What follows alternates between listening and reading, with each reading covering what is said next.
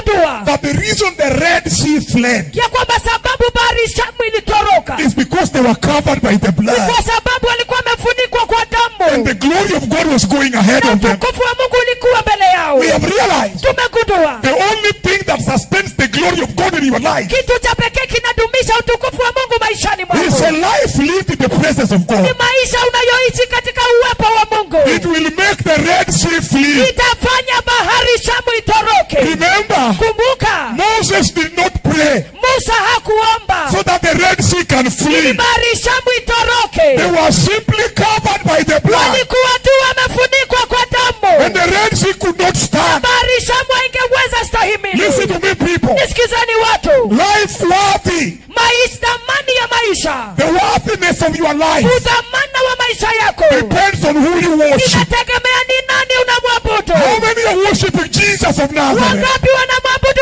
Yesu wa Nazareti?